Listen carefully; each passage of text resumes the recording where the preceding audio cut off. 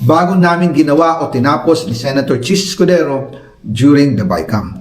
Sinabi pa ni Sec. Mina, everything is cleared with the President. Basta importante, pasok ang pondo na request ng Pangulo. The following day, sinabi ni Sec. Mina, approve na si Presidente BBM sa lahat na binawasan na ahensya. Masaya na ang Pangulo dahil naipasok ang gusto niyang 100 billion insertion. Wala pong perang napunta sa akin. Lahat po ng insertion napunta sa ating Pangulo at Speaker Martin Romualdez. Ako lang at ang aking mga tao, sila Paul Estrada, Mark Tiksay, at ang aking mga security ang nag-deliver papunta sa bahay nila Pangulong Bongbong Marcos at Speaker Martin Romualdez sa North Forbes Park, South Forbes Park hanggang sa Malacanang. Yung mga deliveries po ay merong record ang aking mga tao. Totoo po yung sinasabi ni Orly Gutesa na nag-deliver siya sa Forbes Park. Totoo din po ang sinasabi ni Orly Gutesa na nag-deliver siya sa Malacanang nung siya ay nasa Senado.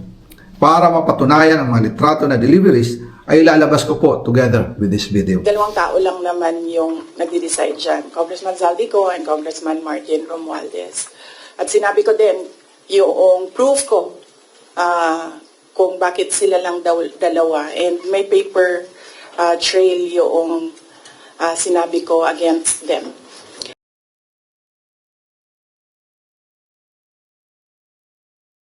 After po ng approval ng budget sa General Appropriations Act of 2025, nagtanong po ako sa DPWH kung magkano ang kailangan na ibigay sa Office of the President o ang SOP na bigayan.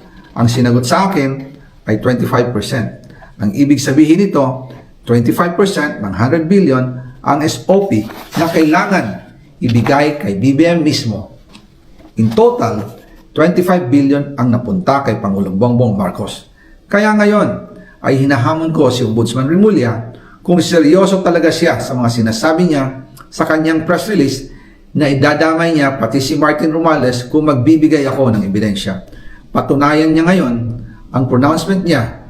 Imbestigahan niya ang fraternity Brad at ang kanyang kaibigan na si Speaker Martin Romualdez kung talagang tutupad siya sa tungkulin niya. Imbestigahan din niya si President Bongbong Marcos. Sabi nga ni BBM nung SONA, let's do it right at mahiya naman kayo, hindi po ba? Nananawagan din po ako sa Senado na imbestigahan ang 100 billion insertion ni Presidente. Alam ko po na hindi gagawin ni Ombudsman Remulla ang hamon ko. Pero magaling ang Senado sa investigasyon at ako ay naniniwala na dahil sa kanila, lalabas ang katotohanan.